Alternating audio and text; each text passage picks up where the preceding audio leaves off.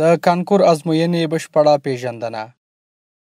د ازموینو ملي اداره په هیواد کې د ټولیزو ازموینو اخیستلو د یوازیني ارګان په توګه تل په دې هڅه کې ده چې د ازموینو نویو تګلارو او عصري سیستمونو په کارونې او همدارنګه د بشپړې روڼتیا، ټولنیز عدالت په تامین او د شایسته سالارۍ اصل په تطبیق سره د سالم رقابت له لارې د ټولنې مستعد او وړ کادرونه په ګوته او تحصیلي بنسټونو، علمي پروګرامونو، وظیفوي او اړوندو ادارو ته وروپېژني. دغه اداره په وروستیو څو کلونو کې د معلوماتي ټکنالوژۍ او نویو طرحو څخه په ګټې اخیستنې توانېدلې چې د هیواد په کچه د کانکور ازموینې په پروسه کې شته ستونزو ته ځواب ووایي او ټولې هغه ننګونې چې ازموینې تر پوښتنې لاندې راوستې وي او کانکور ازموینې د خلکو او حکومت لپاره په یوه معضله بدله کړې وه له منځه یوسي. دا ازموینه اووه پړاوونه لري. لومړی، نوملیکنه. د ازموینو ملي اداره تر هر څه د مخه د نوملیکنې فورمونه د پوهنې وزارت ولایتي او مرکزي اساسو په واسطه د هیواد ټولو ښوونځیو ته استوي. د نوملیکنې فورمونه د ښوونځیو مسؤلینو ته سپارل کیږي او د هغوی لخوا د 12مو ټولګیو فارغانو ته چې غواړي په ازموینه کې ګډون وکړي ویشل کیږي او د فورم ډکولو په اړه په ټولګیو کې د ښوونکو لخوا ورته لازم معلومات ورکول کیږي. د نوملیکنې فورمونه تر بشپړولو او د ښوونځي ادارې لخوا د تایید وروسته د ولایت پوهنې ریاست له لوري تصدیق کیږي او د اړونده نماینده یا استازي په لاس د ازموینو ملي ادارې ته راوړل کیږي. د نوملیکنې فورمونه په سیستم کې د ثبت لپاره د معلوماتو د ثبت امریت ته ورکول کیږي. په دې څانګه کې د هر ګډون کوونکي د نوملیکنې فورم څخه د هغوی شهرت سیستم ته ثبتیږي او د سیستم لخوا په اتومات ډول ګډون کوونکي ته یو ځانګړی آی ډي نمبر ورکول کیږي چې وروسته په همدې آی ډي نمبر ګډون کوونکي ته د ازموینې د شمولیت کارت، ځواب پاڼه او د پوښتنو کتابچه چاپیږي. دوهم، د ازموینې د شمولیت کارت. دغه کارتونه د ازموینو ملي ادارې په مطبعه کې چاپ کیږي او د دغو معلوماتو درلودونکي وي. له 12م ټولګي د فارغ شوي شهرت، آی ډي نمبر، انځور، د ازموینې وخت او ځای. دریم، بایومتریک. د شمولیت کارتونو له ویشلو څو ورځې وروسته ټول ګډونوال د ازموینو ملي ادارې مسؤلینو لخوا د بایومتریک معلوماتو د ثبت لپاره راغوښتل کیږي او یا د پروسه پر ټولو تطبیق کیږي. د بایومتریک معلوماتو د ثبت پر مهال داوطلبان باید دغه ټکي په نظر کې ونیسي. اصلي تذکره باید له ځانه سره ولري. د لاسونو ګوتې باید ښویه او پاکې وي څو سیستم وکولی شي په اسانۍ سره یې ثبت کړي. په بایومتریک سیستم کې د ګډونوال شهرت، فراغت کال، ښوونځي نوم چک، انځور او د ګوتو نښانونه یې ثبتیږي. څلورم، کوډ رشته. د کوډ رشتو لپاره ځانګړی جدول برابریږي. په دغه جدول کې د ټولو لوړو او نیمه لوړو تحصیلي بنسټونو د هرې څانګې لپاره یو ځانګړی کوډ ورکړل شوی او همدارنګه په یاده څانګه کې د داوطلبانو د جذب شمیر ښودل شوی. د دې جدول له مخې د ازموینو ګډونوال کولی شي د خپلې خوښې 15 بېلابېل کوډونه په نښه او د ازموینې په ورځ یې په ځواب پاڼو کې ورسوي. دغه جدول څو ورځې مخکې د ازموینو ګډونوالو ته ویشل کیږي.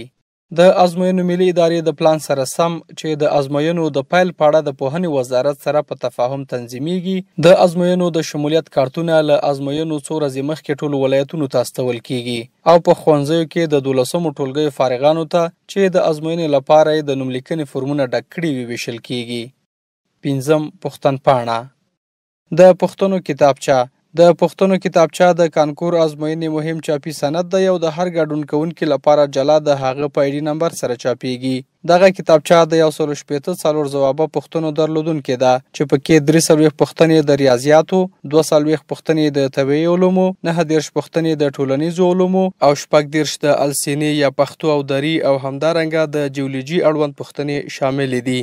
د ازموینې نیټه او ورځ د ازموینو ملي ادارې ټولنیزو پاڼو، ملي راډیو ټلویزیون او د مرکزي او ولایاتو محلي رسنیو له لارې اعلانیږي. د ازموینو له پیل وړاندې د پوښتنپاڼو، ځواب پاڼو او نورو مهمو موادو صندوقونه د ټاکل شوي ممتحن پلاوي او استخباراتي مسؤلینو تر کلک نظارت لاندې د ازموینو حوزو ته په خوندي توګه لیږدول کیږي. ګډونوال د حاضرۍ له مخې د ازموینې په صحنه کې تنظیم او ځواب پاڼې ورته ویشل کیږي. د استادانو لخوا د داوطلبانو د لا پوهاوي لپاره د ازموینې طریقه، د ازموینې وخت، په ځواب پاڼه کې د ځوابونو رسولو او نورو برخو په اړه معلومات ورکول کیږي. کله چې ازموینه پیل کیږي ګډونوالو ته د پوښتنو د حل لپاره ټاکل شوی وخت ورکول کیږي او د هرې برخې لپاره جلا وختونه ټاکل کیږي. د پوښتنو له حل کولو د مخه ګډونوال باید د پوښتنو کتابچې او ځواب پاڼې آی ډي نمبرونه د شمولیت کارت له آی ډي نمبر سره وګوري او ځان ډاډه کړي چې 3 وړه نمبر سره ورته دي. که چیرې یو آی ډي نمبر هم سره توپیر ولري، د ځواب پاڼې له حلولو مخکې باید موضوع له اړونده ممتحن استاد سره شریکه کړي. ټول داوطلبان د ازموینې په جریان کې د بایومتریک معلوماتو د ثبت کارکونکو لخوا چک کیږي. که چیرې د بایومتریک سیستم له لارې داسې شخص وپیژندل شي چې د بل چا پر ځای ازموینه کې ګډون کړی، ممتحن پلاوي ته تر ورپیژندلو وروسته مسؤلینو ته سپارل کیږي او اصلي داوطلب د ازموینو ملي ادارې د درغلۍ له لایحې سره سم په ازموینه کې د ګډون چانس له لاسه ورکوي. د ازموینې په وروستۍ برخه کې ممتحن استادان ګډونوالو ته د څانګو د ټاکنې او کوډ رشتو د رسولو په اړه معلومات ورکوي. داوطلب د کوډ رشتو جدول څخه د خپلې خوښې کوډونه په ځواب پاڼو کې په دقیق ډول رسوي او توروي او وروسته د پوښتنو کتابچه، ځوابونو پاڼه او د ازموینې شمولیت کارت ممتحن استاد ته سپاري او د ازموینې له صحنې څخه وځي. وروسته له دې چې ازموینه په بشپړه توګه پای ته ورسیږي، د ازموینې ټول اسناد لکه پوښتنو کتابچې، ځوابونو پاڼې، شمولیت کارتونه او نور مهم اسناد د حاضرۍ له مخې د ازموینو ملي ادارې کنټرولرانو، پوهنتون رهبرۍ او استخباراتي مسؤلینو په حضور کې په صندوقونو کې مهرلاک کیږي او په خورا خوندي ډول د ازموینو ملي ادارې ته لیږدول کیږي. 6. ځواب پاڼه دا هغه سند دی چې د ازموینې هر ګډونوال لپاره د هغه له آی ډي، شهرت او انځور سره سمه یوازې یوه دانه چاپیږي. دغه پاڼه کې ګډون کوونکی په مربوطه مستطیل کې دننه لاسلیک کوي، اوناس یا ذکور دایره توروي، د پوښتنو پر وړاندې د ځوابونو دایرې په سمه توګه توروي، د کوډ رشتو په جدول کې خپل کوډونه په دقیق ډول رسوي او په پای کې د ممتحن استاد لاسلیک پرې ترلاسه کوي. د OMR ماشین په واسطه د ځواب پاڼو د سکن پړاو د ازموینو په کمیټه کې صندوقونه د مربوطه هیئت او استادانو لخوا پرانیستل کیږي. د پوښتنو کتابچې، ځواب پاڼې، حاضري او د ګډونوالو کارتونه تصفیه کیږي. د پوښتنو کتابچې ځان ته بیلې او قرنطین کیږي او ځواب پاڼې د OMR سیستم خونې ته لیږدول کیږي. د OMR یا اپټیکل مارک ریډر یا د تورو نښو لوستو ماشین د مخصوصو تخنیکي چکونو وروسته ټوله ډیټا سیستم ته انتقالیږي. دا سیستم د ازموینو ملي کمیټې تر ټولو خوندي ځای دی. په دې ځای کې د استخباراتي مسؤلینو، اداري رهبرۍ پلاوي او کمیټې غړو په شتون کې د مربوطه تخنیکي مسؤلینو لخوا د ازموینو د پایلو پر چمتووالي یا د سکورینګ مرحله ترسره کیږي. په دې پړاو کې د پښتونپاڼو تورې شوې دایرې چې مخکې د OMR ماشین په واسطه لوستل شوي، د ګډونوالو آی ډي نمبرونه او د تحصیلي څانګو کوډ رشتې د ځانګړو تخنیکي کمپیوټري پروسو له لارې په اتومات ډول کتل کیږي. سمو ځوابونو ته نمرې ورکول کیږي او داوطلبان د خپلو انتخابونو له مخې د اړوندو پوهنتونونو تحصیلي څانګو ته ورپېژندل کیږي.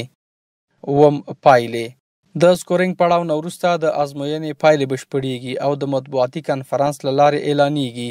وروسته پایلې د ازموینو ملي ادارې په ویب پاڼه کې اپلوډ یا ځای پر ځای کیږي او داوطلبان کولی شي خپلې پایلې د آی ډي نمبر په داخلولو سره ترلاسه کړي.